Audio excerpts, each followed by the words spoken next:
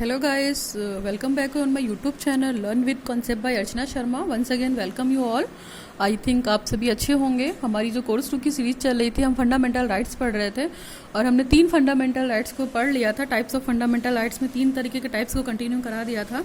यहाँ पे फटाफट रिवाइज करते हैं, फिर अपने टॉपिक को आगे बढ़ाते हैं। तो इसमें पहला राइट्स आपने पढ़ा था राइट टू इक्वलिटी। आपको पता है इसमें कि 14 से लेकर 18 तक आया है। ठीक है, तो आर्टिकल 14 में बात की गई थी, 14 में बात की गई थी, फिर 15 में बात की गई थी, हमने बात की थी, फिर 15 के बाद आर्टिकल 16 में क्या क्या चीज़ें थी, ये सारी चीज़ों की बात की। फिर 17 की बात की। 17 बहुत इंपॉर्टेंट था, जो अस्पृश्यता या छुआछूत से रिलेटेड था, और आपको बताया भी था कि अगर इसका उल्लंघन करते हैं तो उसको 6 महीने की जेल या 1000 रुपये पे करने पड़ेंगे एज ए जुर्माना। ठीक है, उसके बाद जो भी उपाधियाँ मिली थी उसको ख़त्म करने के लिए गवर्नमेंट ने बिना गवर्नमेंट के परमिशन के कोई भी टाइटल या जो भी उसको मिल रहा है ब्रिटिश गवर्नमेंट से उसको एक्सेप्ट नहीं करेगा। ठीक है, फिर इसके बाद राइट टू फ्रीडम की बात की थी, तो आपको बताया था कि राइट टू फ्रीडम वाले में 19 से लेके 22 तक आर्टिकल हैं, और उसमें क्या था कि आपको प्रोटेक्शन से ही रिलेटेड सारी फ्रीडम मिली हुई है, कि आपको 6 तरह की फ्रीडम दी गई थी, बोलने का, अपनी फीलिंग को बताने का, आप अपने आप को मतलब शांतिपूर्ण ढंग तरीके से आप रैली निकाल सकते हैं, फिर सभा बना सकते हैं, फिर मूवमेंट भी कर सकते हैं, मतलब आंदोलन कर सकते हैं, लेकिन बिना किसी हथियार के। इसके बाद आप रह भी सकते हैं, और इसके बाद अपनी ज़िंदगी को जीने के लिए प्रोफेशन भी कोई चूज़ कर सकते हैं अपने हिसाब से, या वर्क भी चूज़ कर सकते हैं। ये आर्टिकल 19 के 6 पार्ट्स थे। ठीक है, नाउ नेक्स्ट बात की थी हमने आर्टिकल 20 की बात की थी। 20 का आर्टिकल बता दिया था कि एक पनिशमेंट के लिए केवल एक ही सज़ा मिलेगी, दोबारा उसे पनिशमेंट नहीं मिलेगी। ठीक है, आर्टिकल 21 के बारे में बात की थी हमने, तो 21 में भी यही था कि आपको अपनी पर्सनल लाइफ जीने के लिए स्वतंत्रता दी गई है। फिर आर्टिकल 21A को आपको बताया था इसमें कि इंपॉर्टेंट आर्टिकल है, जिसको हम पहले ये आर्टिकल 45 था, अभी इसको फंडामेंटल राइट्स में कर दिया गया है आर्टिकल 21A को, जिसमें 6 से 14 साल तक के जो बच्चे हैं उनको फ्री एंड कंपलसरी एजुकेशन देने की बात कही गई है। नेक्स्ट है हमारा protection against the arrest and detention in the certain cases. कुछ केसेस में अगर आपको गिरफ्तार कर लिया जाता है तो आपको पूरी तरीके से राइट है अपने वकील को चूज़ करने का, अपने हिसाब से बात करने का। ठीक है, वो उसके हिसाब से। नेक्स्ट हमने पढ़ा था राइट टू अगेंस्ट एक्सप्लॉयटेशन, शोषण के विरुद्ध पढ़ा था हमने, तो इसमें हमने आर्टिकल 23 और 24 पढ़ा था। 2 ही आर्टिकल हैं, आपको बता था कि ह्यूमन तस्करी नहीं हो सकती है, लेबरी आपको फोर्स नहीं कर सकते, आपने अगर मजदूरी की है तो उसका पेमेंट आपको मिलेगा। इसके बाद चाइल्ड लेबर एक्ट पे बैन कर दिया गया था कि 14 साल तक के कम बच्चों को हम किसी कारखाने में, फैक्ट्री में या मिल में लेबर नहीं करा सकते हैं, पूरी तरीके से बैन किया गया था। तो ये था आर्टिकल 23 और 24 ना। हम अपना आज का टॉपिक कंटिन्यू करते हैं, मैंने रिवाइज करा दिया फटाफट आपको। आज का आर्टिकल है आर्टिकल नंबर 4, फंडामेंटल राइट्स जो है हमारा 4 है, right to freedom of religion, यानी कि धार्मिक स्वतंत्रता का अधिकार। धार्मिक स्वतंत्रता के अंतर्गत आपका जो आर्टिकल है वो 25 से 28 तक आ रहा है। ठीक है, इसके कारण ये है कि धर्म पर्टिकुलर किसी भी धर्म को अपनाने के लिए आपका कॉन्स्टिट्यूशन आपको फोर्स नहीं करेगा। ठीक है, कोई स्पेसिफिक धर्म नहीं है, कोई संस्था नहीं है पर्टिकुलर कि आप उसको अडॉप्ट करिए। तो अगर आप भारत के नागरिक हैं तो आप जिस भी धर्म के हैं, जिस भी जाति के हैं, जिस भी रंग के हैं, आप अपने धर्म को मानने के लिए स्वतंत्रता, फ्रीडम है। फॉर एग्जाम्पल जैसे पंजाबी लोग पगड़ी लगाते हैं तो उस पगड़ी को कभी बैंड अप नहीं किया जाता है, अगर वो हेलमेट ना भी लगाएं तो इट विल गो ओके। ठीक है, तो ये उनका धर्म है, ये उनका कंडक्ट है जिसको वो क्या कर रहे हैं, प्रमोट कर रहे हैं। तो अपने धर्म को अपने फॉलो करने का और उसको आचरण करने का सभी को अधिकार है।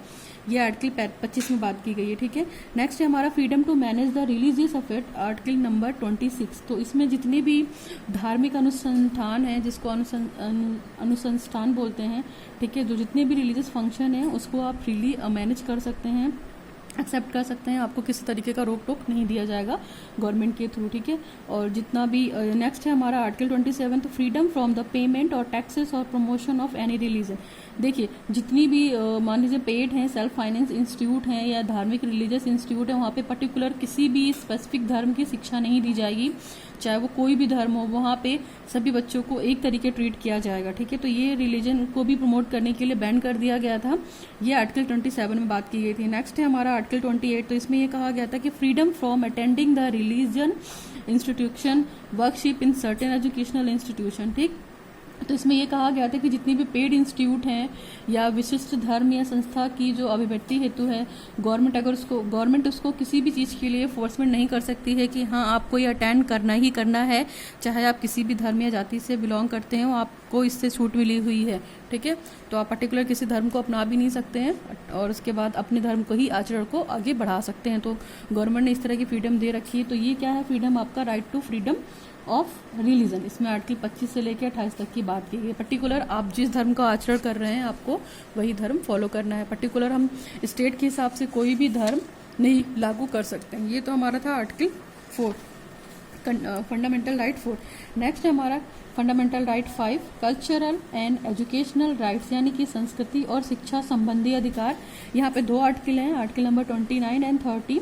तो 29 एंड 30 की बात करते हैं। 29 में देखिए क्या कहा गया है, protection of language script and culture of minorities, यानी कि प्रत्येक वर्ग को अपनी भाषा, धर्म और संस्कृति को प्रोटेक्ट करने का राइट्स है। ठीक है, प्रत्येक व्यक्ति की जो भी लैंग्वेज होगी, उसकी जो भाषा होगी, उसका जो संस्कार होगा, उसकी जो संस्कृति होगी, ठीक है, उसको सुरक्षित रखने का अधिकार है।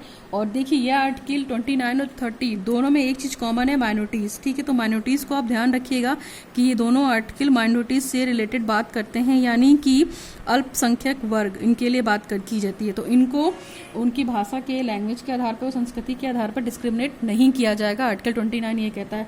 30 ये कहता है कि right of minister minorities to stabilize and administration educational, यानी कि किसी भी शैक्षिक संस्थान में, ठीक है, जो भी शैक्षिक संस्थान है उनमें इनके धर्म के आधार पे, भाषा के आधार पे और माइनॉरिटी के आधार पर इनको डिस्क्रिमिनेट नहीं किया जाएगा, उनको वो एडमिशन देने के लिए फ्री हैं। तो ये आर्टिकल 30 ये कहता है, चाहे वो किसी भी धर्म जातीय संस्था के हैं, उनको शैक्षिक संस्थान में एडमिशन लेने का पूरा हक है। ठीक है, तो ये article 29 and 30 related to the minorities, इस चीज़ को भी याद रखिएगा। 29 से लेके 30 वाला जो आर्टिकल है, article 29 and 30 related to the minorities या अल्पसंख्यक, एक चीज़ कॉमन है इसमें, माइनॉरिटीज़। ठीक है, तो इस चीज़ को ध्यान रखिएगा। अभी हम बात करते हैं राइट टू कॉन्स्टिट्यूशनल रेमेडीज, इस ये थोड़ा इंपॉर्टेंट है।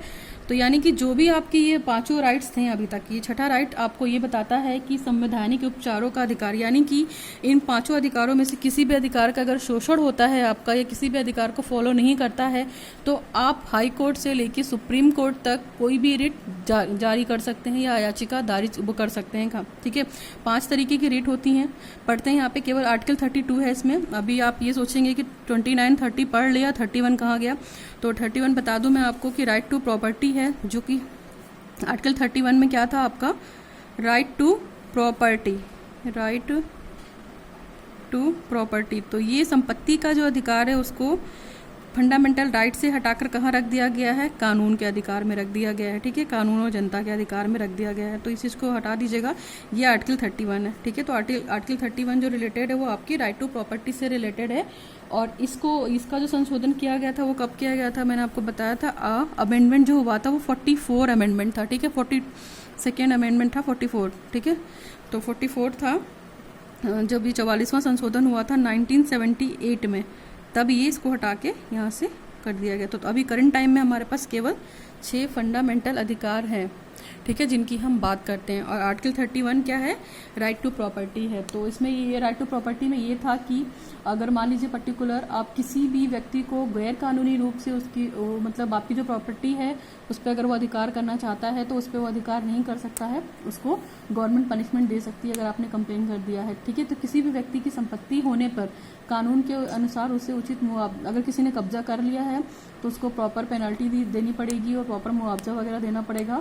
और 1991 के बाद जो संपत्ति के अधिकार में पहला संशोधन हुआ था वो 1955 में हुआ था। ठीक है, चौथा संशोधन किया गया था। तो ये सार्वजनिक हित में रख दिया गया है, कानून के हित में रख दिया गया है, यानी कि कानून में रख दिया गया है, ये आपका कानूनी अधिकार है, आपको इससे कोई भी वंचित नहीं कर सकता। तो इस चीज़ को आप ध्यान रखिएगा। टोटल अभी हमारे पास 6 फंडामेंटल राइट्स हैं। नाउ छठे की बात करते हैं, वो 31 आ गया इसलिए मैंने आपको बता दिया। Article 30 fundamental rights to number 6 right to constitutional remedies, संवैधानिक उपचारों का अधिकार। ठीक है, तो इसमें केवल आर्टिकल 32 पढ़ेंगे। और इस आर्टिकल 32 में मैंने आपको बताया कि जो भारत का नागरिक है अगर वो मूल अधिकारों की रक्षा करने हेतु मान लीजिए उसका किसी भी तरीके से किसी भी अधिकार का शोषण हो रहा है तो उसको वो बचाने के लिए हाई कोर्ट से सुप्रीम कोर्ट तक जा सकता है। ठीक है, इसके लिए वो पर्टिकुलर एप्लीकेशन दे सकता है, उसके बाद उसकी कार्रवाई भी हो सकती है। तो यहाँ पे पढ़ते हैं 5 तरीके की याचिकाएं या रिट्स को आप हाई कोर्ट से लेकर सुप्रीम कोर्ट तक पेश कर सकते हैं। तो पहला देखिए क्या है, हैबियस कार्पस, जिसको हम जो पहला है बंदी प्रत्यक्षीकरण है, जिसमें हैबियस कार्पस बोलते हैं जिसको, यानी कि to have the body of. तो इसमें क्या है कि इसके अनुसार कोई भी व्यक्ति अगर उसे अनुचित रूप से बंदी बना दिया गया है, ठीक है, तो वो कोर्ट के सामने एक एप्लीकेशन पत्र दे सकता है और वो ये भी बोल सकता है कि हमें गलत तरीके से बंदी बनाया गया है, इसके लिए जिसने बंदी बनाया है उसको पनिशमेंट भी दी जा सकती है। तो इस चीज़ को याद रखिएगा, इसको बंदी प्रत्यक्षीकरण बोलते हैं या हैबियस कार्पस बोलते हैं। अनुचित रूप से बंदी किसी को नहीं बनाया जा सकता, ठीक है, अगर उसने कोई क्राइम नहीं किया है। नेक्स्ट है ये राइट टू कॉन्स्टिट्यूशनल रेमेडीज में आता है। नेक्स्ट है हमारा मंडामस, यानी कि परम आदेश। परम आदेश से मतलब आदेश समझ लीजिए कि ये सुप्रीम कोर्ट हाई कोर्ट को आदेश देगा और हाई कोर्ट डिस्ट्रिक्ट कोर्ट को आदेश देगा और उचित कार्यवाही करेगा, ठीक है। तो इसमें क्या है कि किसी भी व्यक्ति का या संस्था का या छोटी अदालतों को अगर कोई पद संभालने के लिए दिया जाता है, ठीक है, और वो मतलब इस चीज़ को कर नहीं पाता है, तो उसको करने के लिए पर्टिकुलर आदेश दिया जाएगा कि ये आपके अंडर में आता है तो करिए और आपके अंडर में नहीं आता है तो आप उसको छोड़ दीजिए, ठीक है। तो आप उसको क्या करिए, अपने से नेक्स्ट वाले कोर्ट को ट्रांसफर कर दीजिए। तो ये है परमा आदेश। यहाँ पे आदेश दिया गया था कि आपको उचित कार्यवाही करनी ही पड़ेगी जिस भी चीज़ के लिए आप अपॉइंट किए गए हैं या जो भी आपको आदेश दिया गया है। नेक्स्ट है हमारा प्रोहिबिशन, यानी कि प्रतिबंध।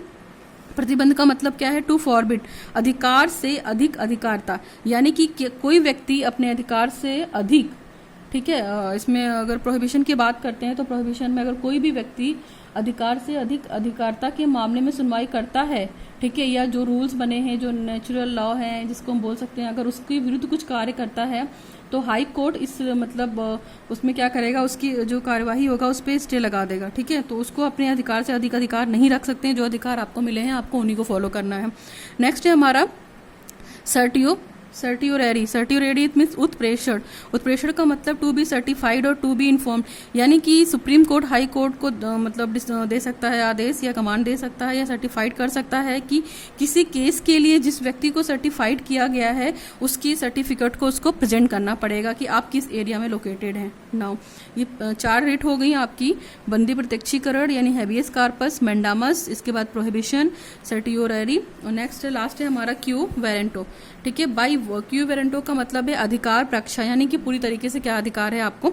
बाई व्हाट अथॉरिटी, अधिकार पक्षा में क्या है कि यह लेख मतलब आपको किसी अधिकारी को यह प्रमाणित करने के लिए प्रदान किया जाता है कि वह किस आदेश के अनुसार किसी स्पेसिफिक पोजीशन को ग्रहण कर रहा है गवर्नमेंट सेक्टर में या जिस भी पद के लिए वो आया है। तो आपको ये रिटन जो दिया गया है, आपको अथॉरिटी जो दी गई है, आपको जो वारंट दिया गया है वो किस रिलेटेड से दिया गया है। तो जो भी अधिकारी होगा वह किस आदेश के अनुसार किसी विशेष पद को ग्रहण कर रहा है उसको वो पेश करना पड़ेगा। तो that is more all about the fundamental rights. हमने 6 तरह के फंडामेंटल राइट्स को पढ़ा है। फिर भी कोई दिक्कत हो तो आप मुझसे कमेंट सेक्शन में पूछ सकते हैं। जो ये छठा था कॉन्स्टिट्यूशन सबसे इम्पॉर्टेंट है, ठीक है, राइट टू कॉन्स्टिट्यूशनल रेमेडीज, यानी कि संवैधानिक उपचारों का अधिकार। इस अधिकार के तहत देखिए आपको जो भी 5-6 अधिकार बच रहे हैं, आपके 5 अधिकार, उनमें से किसी एक का भी शोषण होता है तो आप 5 तरीके के रिट्स को कोर्ट में, सुप्रीम कोर्ट से लेकर हाई कोर्ट तक या डिस्ट्रिक्ट कोर्ट तक अप्लाई कर सकते हैं, एप्लीकेशन दे सकते हैं या प्रार्थना पत्र दे सकते हैं। इसके बाद कल्चर और एजुकेशन की बात की थी तो इसमें 2 आर्टिकल थे आपको, और ये भी पता होना चाहिए कि जो ये 2 आर्टिकल थे 29 और 30 ये माइनॉरिटीज़ से रिलेटेड है। इसका की टर्म भी मान सकते हैं आप इसको कि ये की टर्म है। तो अगर कहीं माइनॉरिटीज़ की बात की जाए, उनकी शिक्षा से रिलेटेड बात की जाए तो ये की टर्म 29 और 30 के लिए हो सकता है, इस चीज़ को याद रखिएगा। नेक्स्ट है हमारा राइट टू फ्रीडम है। तो राइट टू फ्रीडम में 4 आर्टिकल पढ़े हमने 25 से लेके 28 तक, ठीक है। तो 25 हो गया, 28 से 28 तक सारी बातें की, डिटेल में डिस्कस किया। इसके बाद हमने राइट अगेंस्ट एक्सप्लॉयटेशन पढ़ा, तो ये सारी चीज़ें मैंने डिस्कस कर दी हैं डिटेल में। फिर भी आपको फंडामेंटल राइट्स में कोई दिक्कत होती है टाइप्स में तो आप मुझे कमेंट सेक्शन में कमेंट कीजिए। ये आपका फंडामेंटल राइट वाला यूनिट कंप्लीट होता है, ठीक है, हमने यहाँ पे पढ़ा दिया आपको। नाउ अगर कुछ भी इशू है तो आप डिस्कस कर सकते हैं। Learn with concept bye Archana Sharma. और अगर आपको ये वीडियो अच्छा लगा हो तो लोगों तक फॉरवर्ड कीजिए, शेयर कीजिए, सब्सक्राइब कीजिए मेरे चैनल को learn with concept bye Archana Sharma. Thanks for watching the video. Signing off Archana Sharma.